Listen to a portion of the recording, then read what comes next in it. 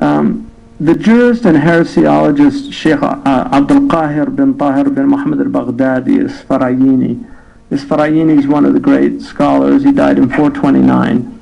But he said that the Ahle-sunnah wal jama'ah comprise 8 categories. And this is very useful for you to understand how, because he's one of the early scholars. 429 is considered he's not from the Salaf. Some say the Salaf goes up to the 5th century, so he would be included in the Salaf. But he's from that very early period. And but he says the first category is the group who mastered the various aspects of Tawheed.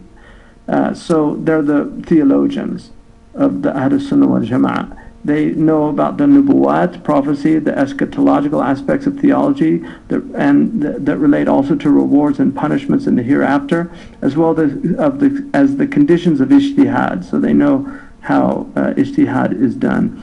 In all of this, they have gone the route of the people of attributes from our theologians, the people of sifat, because the mu'attila nullified the attributes of God. And the Ahl-sunnah affirm the attributes of God, that God, when He speaks about attributes, that He does have those attributes, and that they are to be affirmed and not nullified. And then they're free of anthropomorphism, tajseem, so they don't believe literal things, like that God is literally in a place, or He's literally on a physical throne, things like that. They don't believe those things. They say, we believe Ar-Rahman al-Arsh istawa. We believe in it. You either say ala muradillah, whatever God meant by it, I believe in it. But what occurs to the mind, it's other than that, because that's impossible for God. That's called ta'wil ijmali. The later ulama gave it a ta'wil tafsili, a detailed interpretation, and said what it meant. So that's the position of the people who are not anthropomorphous. And then also the Jahmiyyah, who, for instance, said that the essence of God is everywhere. It's like a panentheism. And other groups like the Najariya. The second category is the Imams of jurisprudence, from the 2 groups of juristic reasoning and transmission, the people of Hadith and the people of Ray.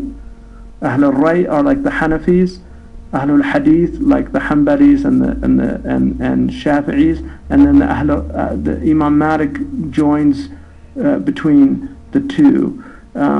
So they believe in those groups, and they're free from i'tizal, the type of absolute dependence on rationalism, and also the jabr, which is a belief in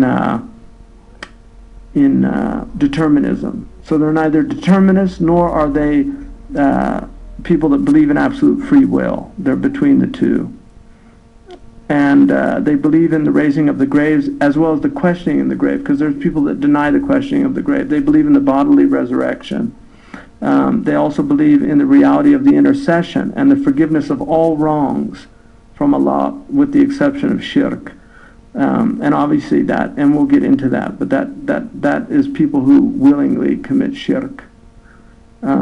They affirm the continuity of the paradise for its people and the torment of the fire for the rejectors of truth. So the idea that the paradise is, it's what they call in scholastic terminology, aeviternal. It goes on forever, although it had a beginning.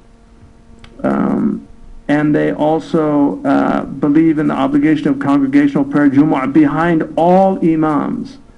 So Ahl-sunnah wal jama'ah pray behind imams as long as they're free of heresy and deviation. In other words, bid'ah and zandaqah. But if they're a bad person, you still pray behind them if they're a reprobate. And they confirm the permissibility of wiping over the khuf socks. And what's important about that, it seems like a silly issue to bring up. It's even in the creed of Imam Tahawi. But the real issue was about mutawatir hadith and whether the hadith reaches the status of the Quran. Because the Quran doesn't mention khuf, it tells you have to wipe the feet. But the khuf is mentioned in the hadith, and it's a mutawatir hadith. So the reason they say and they believe in the khuf, what they're really saying is they believe that a mutawatir hadith has the same value as a verse of Quran. I mean, that's really what they're saying. They just use that ruling because that's a rule. The Khawarij rejected that. So that was a major issue in the early period. The Khawarij said you can't wipe off over the socks. And then they also believe that the pronouncement of divorce is 3 times binding. All right? Because this is an interesting issue that's been raised now in modern times. They believe that the temporary marriage is prohibited, mut'ah is prohibited, and that they also deem obedience to authority of the state as an obligation, as long as it is not anything that constitutes agreed upon disobedience to Allah. So they believe in civil governance, and that you actually have to obey the state, that you cannot enter into insurrection against the state.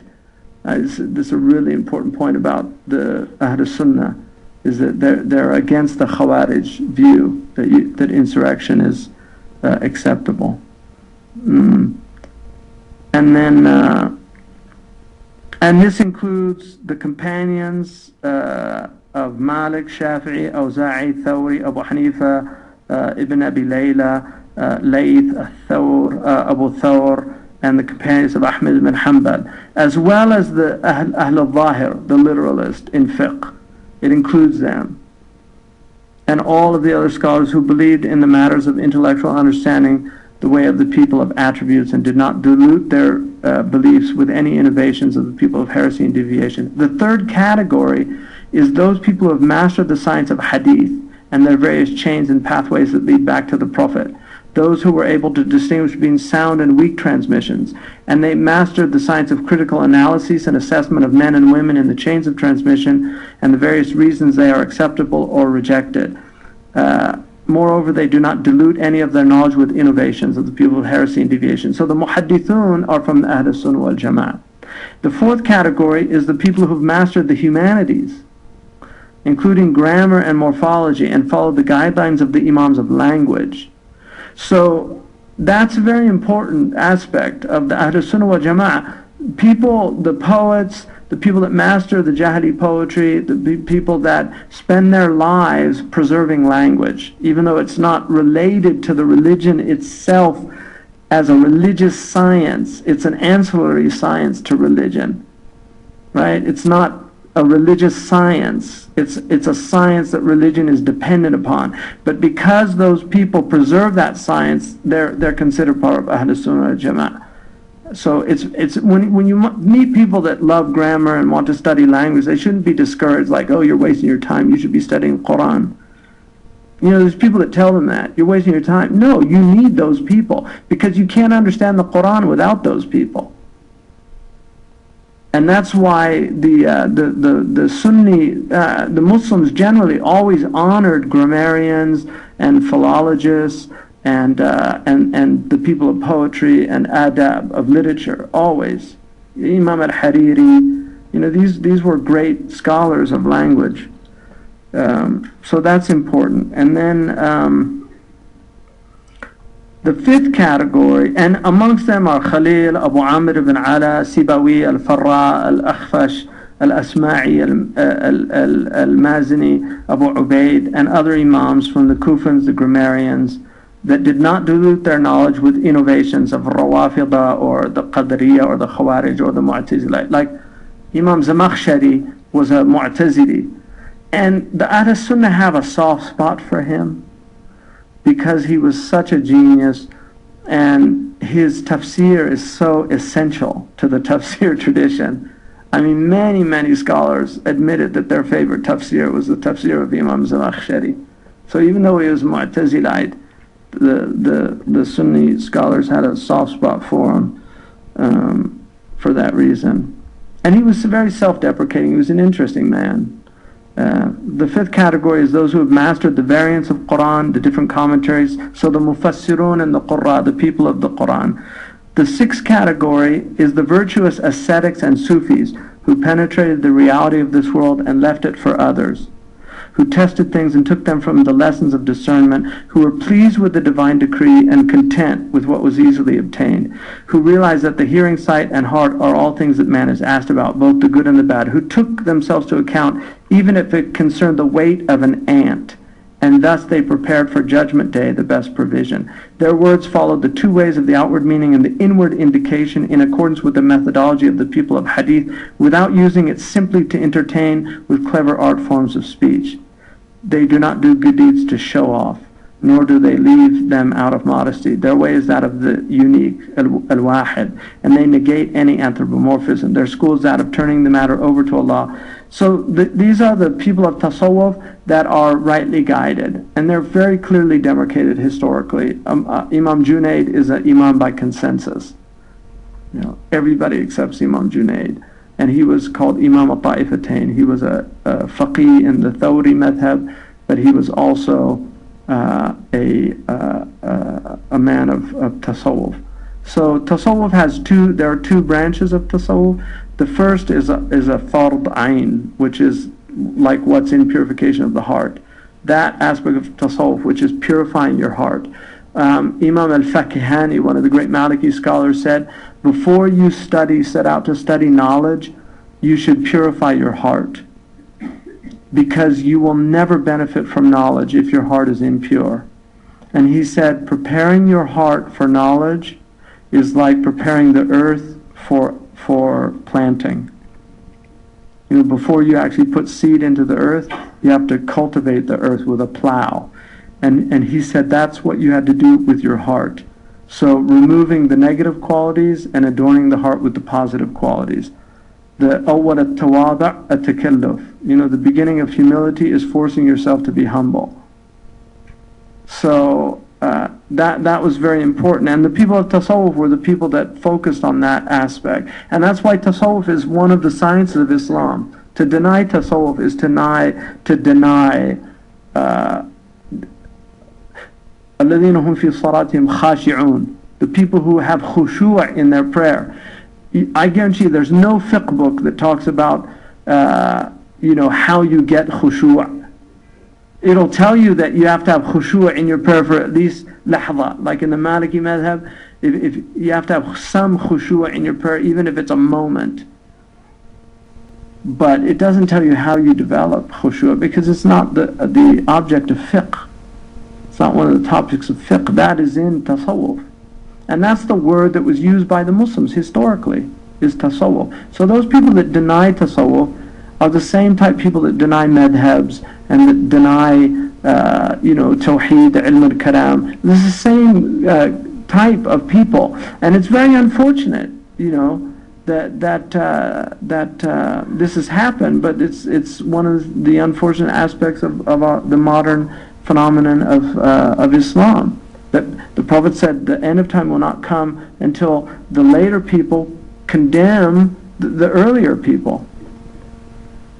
لا تقوم الساعة حتى يسب آخر هذه الأمة أولها.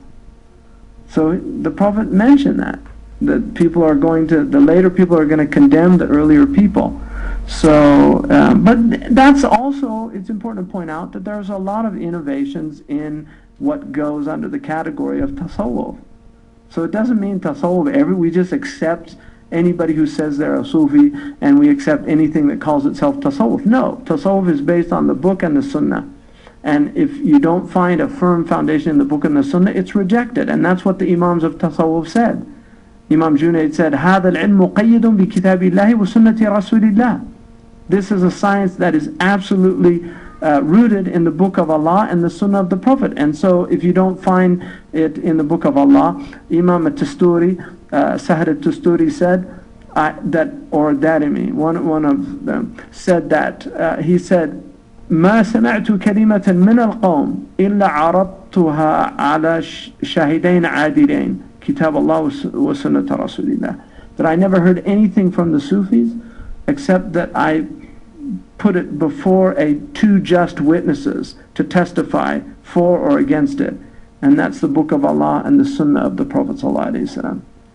So that is the way of tasawwuf, and that's what he's saying. Those are the people that are rightly guided, not the false ones, not the you have the skewer people and the snake handlers. Just like in Christianity you have the people that take literally the handling of snakes or speaking in tongues and things like that.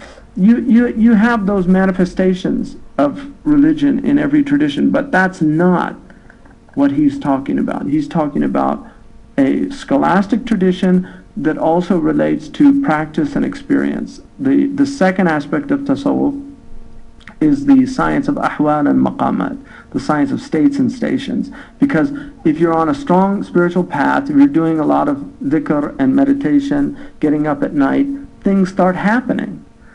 And some of it, there's ways to distinguish between inward sensory terrestrial, inward sensory celestial, inward meaning terrestrial, inward meaning celestial, outward terrestrial, outward celestial, outward meaning terrestrial, outward meaning celestial, outward meaning terrestrial, inward, outward terrestrial, sensory. I mean, those are all categories in that science, and they look at things. So people will have what they think is a spiritual experience, and it's not. It's just your ego. But you think you had this amazing spiritual experience. It was purely ego. Or it could have been demonic. Because there are khawatir shaytaniyah, and people think they're having, I had this amazing experience. And it was a demonic experience. I mean, seriously, there's people that feel the Holy Ghost infusing them. They have amazing experiences. There's people that have sensory experiences and they're convinced that they're deep spiritual experience. There's people that take LSD and think that they've had enlightenment. Really. It's not, it's real. These things are real. There's people that go into psychotic states and they're convinced. I mean, I've had people come to me seriously. I mean, I've seen people go mad from dhikrullah. Mad. From doing things that they shouldn't have been doing. People have come to me and told me they're the Mahdi. And like completely believing it. And saying, I had these experiences. You have to listen to me. Those, you have to be able to distinguish between those to know what's happening to you. And if you don't know that science, you go to somebody who knows that science. Because you need help. Like a doctor, you need to go to a doctor. Just like if you start having hallucinations, you go to a doctor. Well, if you start having spiritual experiences, you need somebody to put those into a perspective. The same with true dreams. There's people that have dreams and they think they've had a dream, and it means exactly the opposite of what they think it means. There's people that have dreams, that they're eating pork and they think that it's something haram. And read what Ibn Sirin says about seeing yourself eating pork. It's not necessarily a negative thing, but it depends. Dreams are all mysterious, and that realm of the dream world is very mysterious, but it has meaning, and there are people that know those meanings. It's not the things that you can learn in a book. Like Ibn Sirin wrote a book on dreams. It's an interesting book, but it's very dangerous to use that book to interpret dreams. One lady came to Aisha and she told her dream. She gave a negative interpretation. The Prophet got very upset with her. So, that's a science, the science of dream interpretation. And there's people that know that science. And then there's people that don't. And there's people that think they do. And they're the big problem. So, the seventh category are the murabitun, and those are the people that guard the borders of Islam and defend the Muslims from encroachment of people attacking them. They defend women and the homes of the Muslims, and they display adherence to the Sunnah and jama'ah, and they follow the verse that said, those who struggle for our sake, we will guide them to our way. The eighth category, and this is very important, is the general population of the lands of the Muslims where Sunni Islam is dominated, notwithstanding areas in which deviation has been predominant. What we mean by this is general Muslim people who believe that the scholars of the Sunnah wal Jama'ah are correct in the matters that concern the just sacred law and the theological issues, as well as the eschatological matters of the hereafter. They refer back to their scholars in order to understand their religion, and they imitate them in the branches of jurisprudence that relate to the permissible and the impermissible. Moreover, they do not believe in any of the innovations and deviations of the people of heresies. They are those who have been characterized by the Sufis as the stuff of paradise. Hashwal Jannah. they fill up paradise, majority of people. So these are the groups of the people of Sunnah and Jama'ah, and together they constitute the true and upright deen and straight path. May Allah make us firm with the firmest words in this life and the next. Indeed, He answers appropriately, and He is capable of all things. So that's Imam al-Isfaraini's categories. I think they're very useful for people. The